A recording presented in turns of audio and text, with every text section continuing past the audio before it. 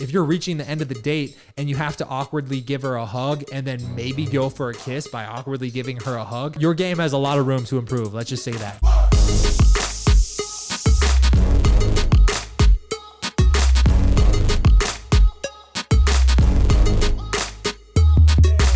Let's pretend Michael Jordan and Charles Barkley in their basketball prime. So in the 90s, they're sending an email to each other because I don't think they had texting back then. So they're emailing each other and they're like, hey, Michael, I'm going to kick your ass in one-on-one basketball. And MJ responds to Charles Barkley. He goes, no, Charles, I'm going to fucking kick your ass, right? Let's say they never meet up and they never play one-on-one basketball. Who wins the game of one-on-one? The answer is obvious. Nobody wins because they never met up. It was all just like online. It was all hypotheticals. It was all in their own head, right? Let's make another example. Let's say Charles Barkley and MJ do meet up, right? And Charles Barkley has more points at the end of the game. Who wins? Obviously Charles, right? Because they met up, they played, Charles scored more points. And if Michael scored more points, then Michael wins. Now let's say they didn't actually meet up and they wake up and realize, as Biggie said, it was all a dream. And they never actually did it. It was all in their own head. Who won the game? Nobody won the game because it's all in your own fucking head. So many of you guys are mentally masturbating at the idea of women that you chat to online and you're not even realizing that you're not in the game.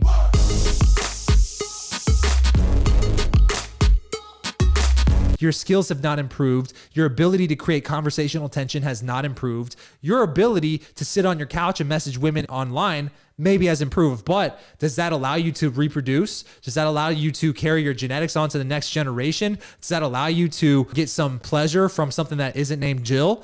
No, because it's not in person. You might as well be mentally masturbating, all right? So you need to be prioritizing meeting these girls in person or you're not even in the game. Does this make sense? Give me a thumbs up or drop a comment if this is making sense to you. I always feel bad for people who, because of their values, which is their values and it's on them, choose to not kiss or not have any physical intimacy until marriage.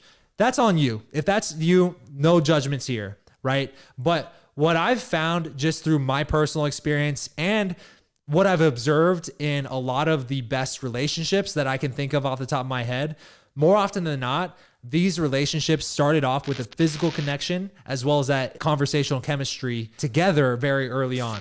Example, my girl, we started off with very good physical chemistry.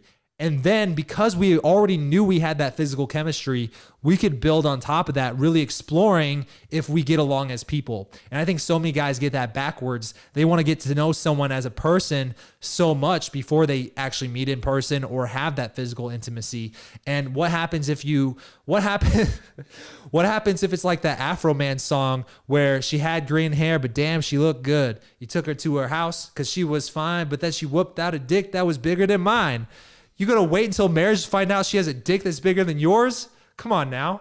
So I think so many guys don't necessarily look at the fact that physical chemistry does play a bigger role in not only attracting women, but keeping her attracted to you more than you might realize.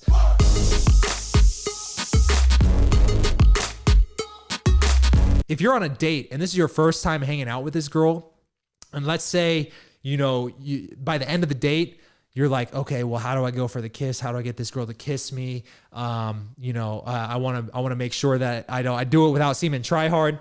Well, if you're thinking like that, you've probably already lost, because what that tells me as a dating coach and as someone who's been in those shoes before is you probably weren't touching her very much during the course of this date. And it doesn't have to be sexual touches. You don't have to be doing the Donald Trump grab her by the pussy.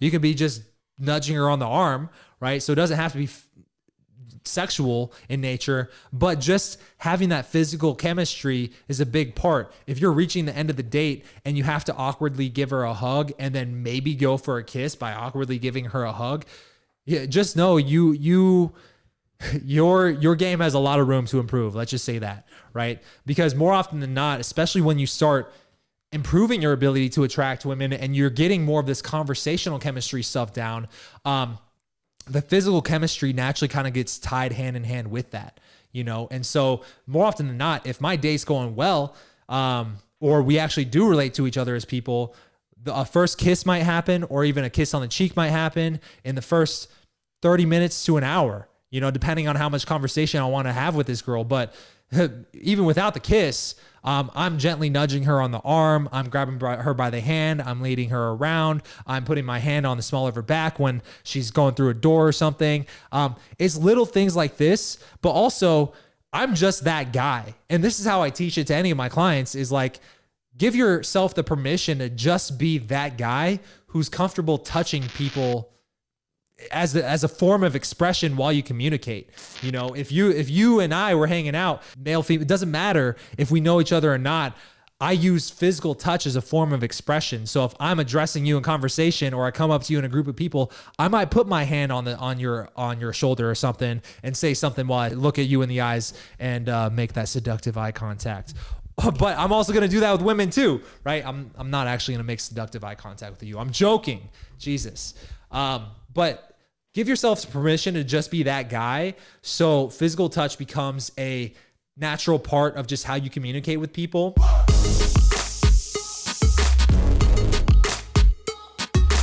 Again, this is going to be another one of those things where you just kind of calibrate. Sometimes you're going to go over the top. Sometimes you're not going to go enough, and you're going to be too nervous or too timid about it. And what you'll need to find is that happy middle ground. And it just comes through taking action and then learning from a coach, learning some of the best ways to break the touch barrier. I literally have a whole entire course called Escalation Secrets about how to break the touch barrier. If you're curious about checking that out, pick up the book. It's an upgrade for the book. Breaking the touch barrier is an art and a skill, but it's absolutely necessary. And obviously something that you can't do if you are only talking to this girl in person, doing the Manti Te'o.